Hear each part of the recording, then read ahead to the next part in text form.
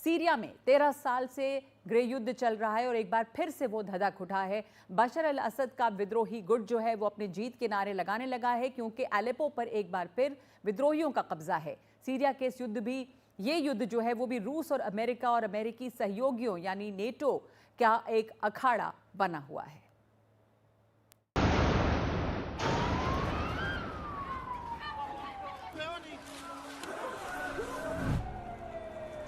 Syria का गृह युद्ध एक दशक से जारी है। साल 2016 में सीरिया के अलेप्पो शहर पर रूसी हवाई हमलों की मदद से बशर अल असद ने एक बार फिर कब्जा कर लिया था।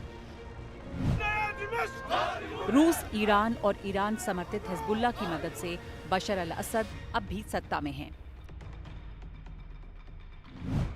सीरिया का 70% इलाका उनके कब्जे में है, लेकिन बाकी क्षेत्रों में विद्रोही भी पीछे नहीं हट रहे और 4 सालों की यथास्थिति के बाद एक बार फिर अलेप्पो पर बागियों का कब्जा है।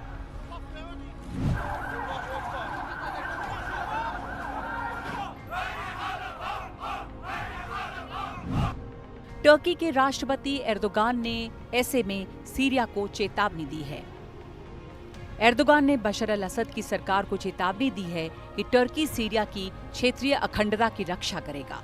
टर्की सीरिया के लोगों की वैध मांगों को नजर में रखकर इस टकराव का हल चाहता है। टर्की नेटो का सहयोगी देश है। बशर अल असद को रूस का समर्थन हासिल है। टर्की की ये चेतावनी ऐसे वक्त में आई है जब सीरिया के दूसरे बड़े शहर इदलिब पर रूसी सेना ने ताबड़तोड़ हमले किए हैं।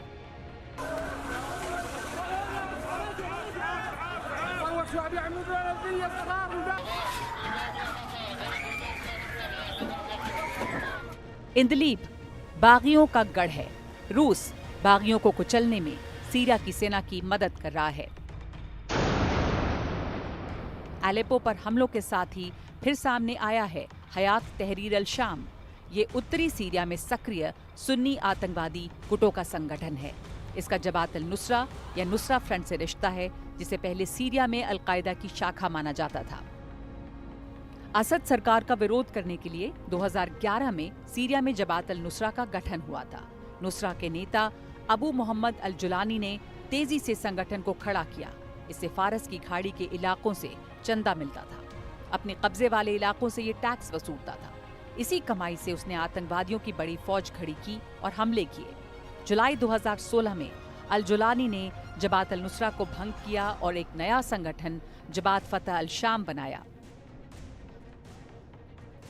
जनवरी 2017 में जबात फतह अल शाम ने नया रूप लिया, कुछ और संगठनों के साथ विलय करके।